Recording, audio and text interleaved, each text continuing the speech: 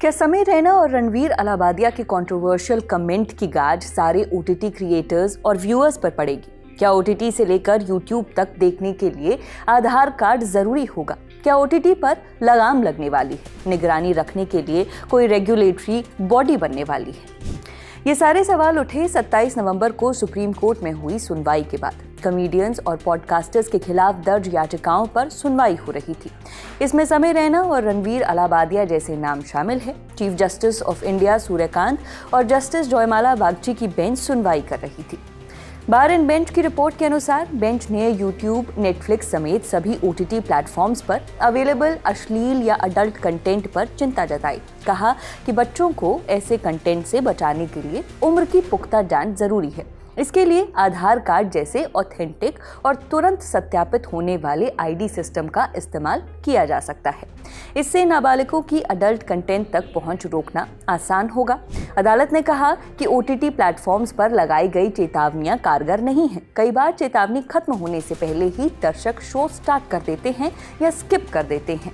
इसके अलावा बेंच ने क्या कहा, 5 खास बातें जानिए। पहली बात, किताबों या पेंटिंग में अश्लीलता का दायरा सीमित होता है, लेकिन मोबाइल फोन पर स्थिति अलग है। आप फोन ऑन करते हैं और कंटेंट तुरंत सामने आ जाता है। कई बार अनचाहे भी ऐसा कंटेंट खुल जाता है, इसीलिए सुरक्षित व्यवस्था जरूरी है। दूसरी बात, आधार आधारित वेरिफिकेशन एक पायलट प्रोजेक्ट हो सकता है। चेतावनी कुछ सेकंड के लिए दिखाई जाती है और उसके बाद शो चल पड़ता है। ऐसे में आधार कार्ड जैसी पहचान से उम्र की पुष्टि करवाई जा सकती है। ये अभी सिर्फ सुझाव है, आदेश नहीं है। तीसरी बात, सेल्फ रेगुलेशन मॉडल काफी नहीं है। एक ऐसी संस्था होनी चाहिए जो बाहरी दबावों से मुक्त होकर निष्पक्ष रूप से कंटेंट की निगरानी कर सके। चौथी बात, अगर हर चीज को अनियंत्रित छोड़ दिया जाए तो समाज में संतुलन कैसे रहेगा?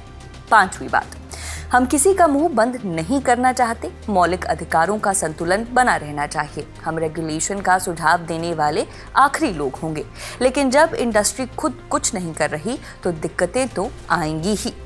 इसके अलावा सुनवाई के दौरान समय रैना और रणवीर को लेकर भी कोर्ट ने सख्त टिप्पणियां की है। रणवीर पर एक शो में अश्लील टिप्पणी करने के आरोप है, जबकि समय रैना पर दिव्यांगों का मजाक उड़ाने का आरोप लगा है। इस पर सीजेआई ने कहा कि विकलांग व्यक्तियों का अपमान करने वालों के लिए SC/ST एक्ट जैसी कठोर सजा का प्रावधान होना चाहिए। सॉलिसिटर जनरल तुषार मेहता ने सहमति जताते हुए कहा कि हास्य कभी भी किसी की गरिमा की कीमत पर नहीं होना चाहिए। कोर्ट ने कहा कि विकलांगों के लिए इलाज के लिए कॉमेडियंस को फंड जुटाने के कार्यक्रम आयोजित करने चाहिए। जब समय रैना के वकील ने कहा कि उन्होंने पैसे दान किए हैं, तो कोर्ट ने स्पष्ट कहा उन्हें पैसे नहीं चाहिए, उनके आत्मसम्मान का आदर करें। कोर्ट ने सुझाव दिया कि एक डेडिकेटेड फंड बनाया जाए और कॉमेडियन हर महीने कम से कम 2 कार्यक्रम करें, जिससे इलाज के लिए रकम जुटाई जा सके। मामले की अगली सुनवाई 4 हफ्ते बाद होने वाली है। आपका इस पर क्या ख्याल है? ओटीटी कंटेंट पर एक सुपरविजन होना चाहिए या इसे क्रिएटर के स्वविवेक पर छोड़ दिया जाना चाहिए? हमें कमेंट बॉक्स में जरूर बताइए। फिलहाल इस खबर में इतना ही। मेरा नाम है नेहा धीमान। देखते रहिए दी लल्लन टॉप। शुक्रिया।